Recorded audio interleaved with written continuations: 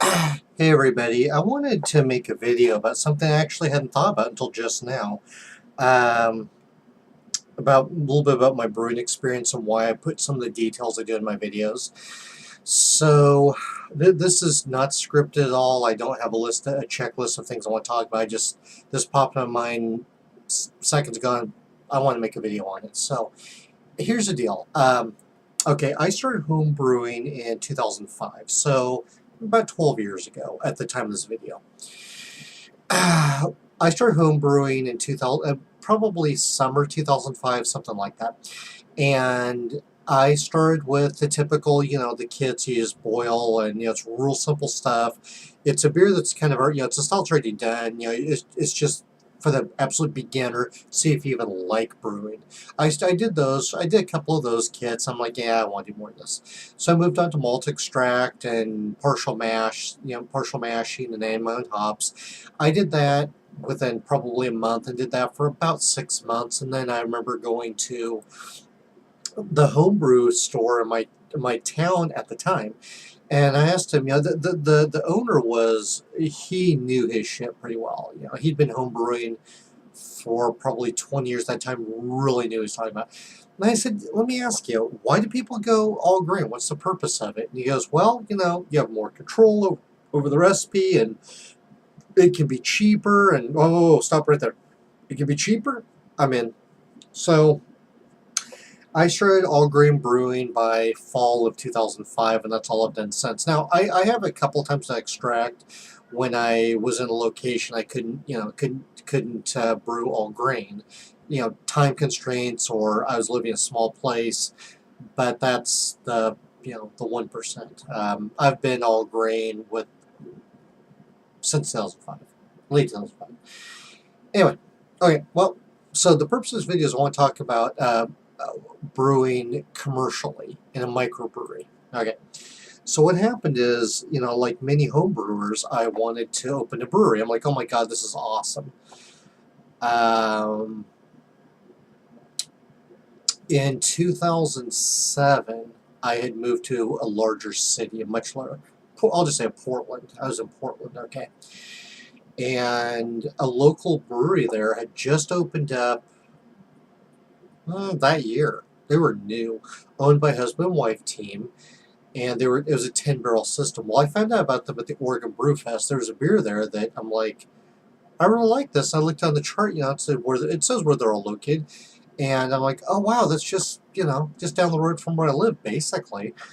So I paid them a visit one day, and talked to them off and on. Eventually met the owners, and they were, the husband was very business. He wasn't a jerk. He wasn't an ass or anything like that. He was just very business oriented. Just, he wasn't really a customer service person, but a business person. Nothing wrong with that. That's his strength. His wife was customer service. Now, he had done a number of different jobs over the years. I can't remember what they were. He was self-employed.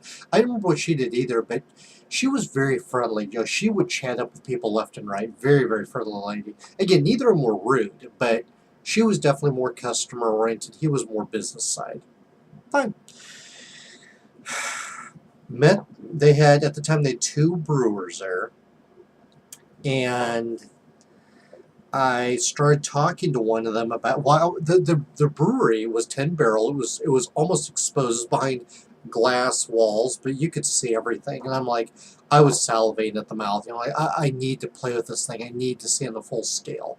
Well, once I started walking the brewery, and the brewmaster, he was actually serving beer. He said, I can't put you in there. He goes, if you walk in there, I'm going to put you at work. And I turned to him, I said, can I work here, please? I'd love to. What do you want me to do? And he kind of laughed. He said, yeah, well, you can't be liability. Over the next several months, I chummed up with the owners and said, I'd like to learn to brew on a commercial level. It's intriguing. I know it's totally different than home scale, but I'd love to learn about this stuff. And by this time, I was already an all-grain brewer. I knew my hops, my malts, my yeast. I didn't know all of it, but I knew enough to be comfortable with it, okay? Well, The owners were fine, and I told them, I will happily sign a waiver of liability. I don't want you to get in trouble. If I fall, break my back, break my legs, whatever, it's my problem, not yours. I'll happily sign a waiver. And they said, well, talk to the assistant brewer. So I talked to him for a while, and he was chummy with me for a while. And he goes, dude, I've had so many people tell me that they're interested in brewing, they just never show up. And I said, yeah, I know what you mean. I know what you mean. There was about a 2-year period on Craigslist. I used to look for people to come brew with me. 99%, actually 99.5% were not interested. They thought it sounded cool, but they didn't realize it was work. They thought I was just drinking all day. They're bullshitters, or tire kickers, I call them. They didn't. And let me sum it up. Almost 2 years, I had 5 people interested out of more than 100. The rest were just wanted to drink it or just want free beer. So I understood where he's coming from, and I begged and pleaded, begged and begged and begged. And what I did is when I'd be there having a beer, and he would show up to make some beer, I'd go help him out. I'd go take in grain bags. I hauled out the garbage. I did everything I could. Finally, after 6 months, just please, please, please, please, please, he gave me a shot at it. Now, why would someone do that? Well, home brewing isn't for everybody. Brewing isn't for everybody. But almost everybody I've met loves alcohol and loves a good beer or a good wine or something. If you're serious and passionate about it, why would you not want to learn something about it? Well, the reason most breweries will shine people away, will push them away, is like in my experience and what I've been told by owners. Number one, it's liability. We can't, and I've been turned down almost every time because of liability. You have to have a job here. And so many people say they're serious about it, but when you finally say, okay, show up at this time and I'll teach you, they don't. I had 5 out of almost 150 actually follow up. 5. So that's around 1%. Actually, I think it's less than 1%. Most people aren't that serious about it. Now, the thing I did is I told them I knew that brewing is about 90% cleaning. It really is. If you think it's just add this and this, put them together, a couple hours you'll have beer and you're done, you're ready to drink. Not even close. A brew day is, for all grain, 6, 7, well, I'd say 7, 8, maybe 9 hours. And then you have a few weeks of fermenting, and then you bottle it, and then you condition it. I mean, you're not working the whole time, but it's not, it's not like cooking dinner where you start 5, and by 5:30 you're done. Not even close. The fastest I've ever done from starting to brew to drinking it was 2 weeks. That's the fastest I've done it. So I begged and pleaded with them. They gave me a chance, and they just had me stand around one day. And just from that, I learned some stuff. I just listened to them. How's this done? How's this done? How's this done? Finally, they started letting me help out. Now, it wasn't anything major. It was just like clean these buckets out, wash these kegs, rake the mash tun, set the sparge water temperature as it's going in.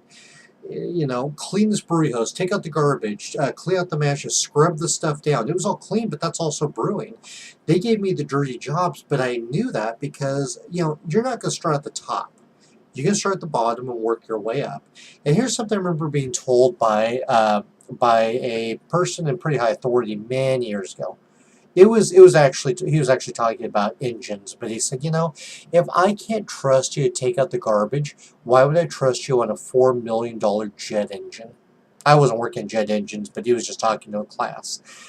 Well, a turnkey brew house like they had, for the tin barrel they had, I was told they paid $250,000 for that, the fermenters, for everything. I don't know, that's just what I heard.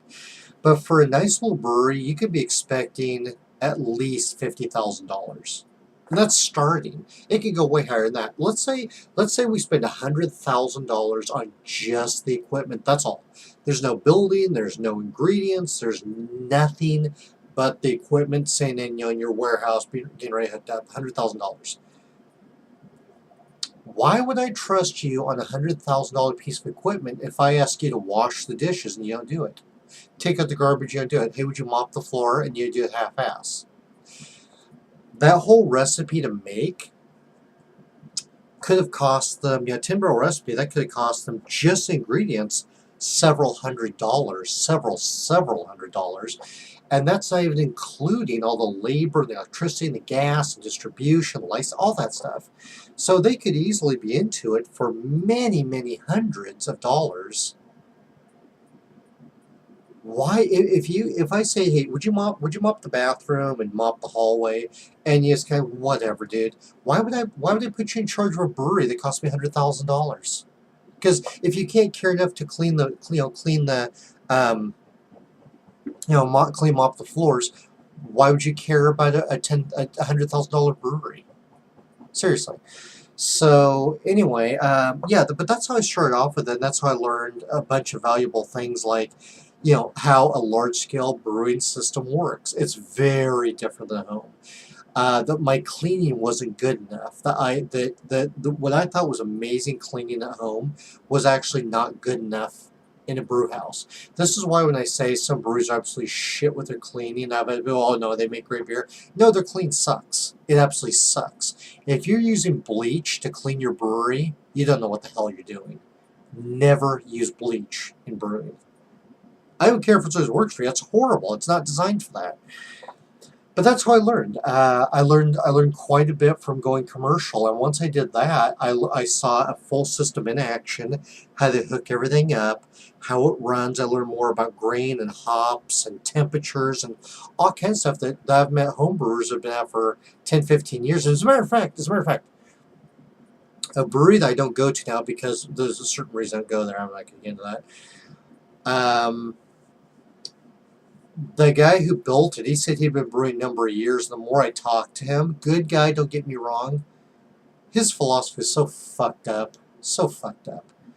There were things I had multiple professional long-term brewers telling me, don't do this. And he'd say, no, it's fine. Do that. Who cares? It doesn't matter. I'm like, dude, you obviously don't know. Yeah, you're a commercial brewer. I'm not. But I said, dude, that just takes money and licensing. It's like, we disagree on several things. I wish I could remember what they were, but he did not know what the hell he was doing. It was just obvious. He just pissed me off, but because he was good at some things, but there were some really critical things I've had pro brewers tell me that this guy's like, no, that's not how we do it here. Well, then you're doing it wrong. Okay, so anyway, this is already too long of a video, but I just wanted to mention that's how I got started with my brewing and how I did professional for a little while. Now, I wouldn't go pro unless I owned it because the pay is terrible. It's just terrible.